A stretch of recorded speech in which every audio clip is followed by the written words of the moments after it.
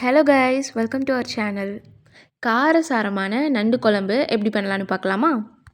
இது பண்ணுறதுக்கு 1 கிலோ நண்டு, 100 கிராம் வெங்காயம், 2 மீடியம் சைஸ் தக்காளி, 10 பல் பூண்டு, 2 இஞ்சி, 1½ ஸ்பூன் பெப்பர், 2 கொத்து கருவேப்பிலை இதெல்லாம் எடுத்து வச்சுக்கோங்க. ஸ்டவ் ஆன் பண்ணிவிட்டு 3 டேபிள் ஸ்பூன் எண்ணெய் ஊற்றிக்கலாம். எண்ணெய் சூடானதும் 1½ ஸ்பூன் சோம்பு, 5 பச்சை மிளகா, பூண்டு பெப்பரையும் இடித்து போட்டுக்கோங்க. அது கூடவே 1 கொத்து கருவேப்பிலை. இது நல்லா பொரிஞ்சு வந்ததும் நம்ம எடுத்திருக்க 2 துண்டு இஞ்சியோட பேஸ்ட் ஆட் பண்ணிக்கோங்க. இஞ்சியோட ஸ்மெல் போனதும் கொரப்பாக அரைச்சி வச்சுருக்க வெங்காயத்தை ஆட் பண்ணிக்கோங்க. நல்லா வதக்கிக்கோங்க வெங்காயத்தை.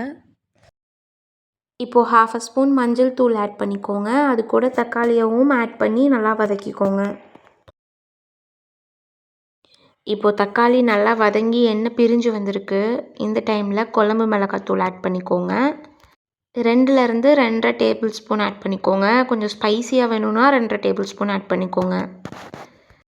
இல்லை குழந்தைங்கள்லாம் சாப்பிட்றாங்க, காரம் கொஞ்சம் கம்மியாக வேணும்னா நீங்கள் 2 டேபிள் ஸ்பூனே ஆட் பண்ணிக்கலாம்.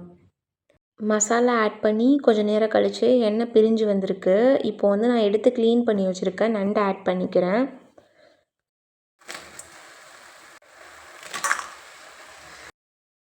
இப்போது தேவையான அளவுக்கு உப்பு போட்டு நண்டையும் மசாலாவையும் நல்லா மிக்ஸ் பண்ணி விட்டுக்கோங்க.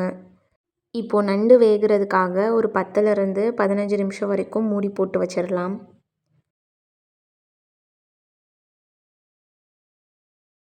இப்போது 10 நிமிஷம் ஆனதுக்கப்புறம் மூடி ஓப்பன் பண்ணிக்கோங்க. ஒரு லெமன் சைஸ் புளியை ஊற வச்சுருந்தேன், அதோட தண்ணி ஆட் பண்ணிக்கிறேன். கூடவே கொஞ்சம் தண்ணி ஆட் பண்ணிக்கோங்க. இப்போது குழம்பு நல்லா கொதிச்சு வரும். இனி ஒரு 10 மினிட்ஸ் கிட்ட சிம்லேயே வச்சுக்கோங்க. அவ்வளோதான், குழம்பு ரெடி ஆகிடுச்சு. கருவேப்பிலை கொத்தமல்லி போட்டு குழம்பு இறக்கிடலாம். ஃபுல் குழம்பு பண்ணுறதுக்குமே ஸ்டவ்வோட ஃப்ளேம் மீடியம் டு சிம்லேயே வச்சுக்கோங்க.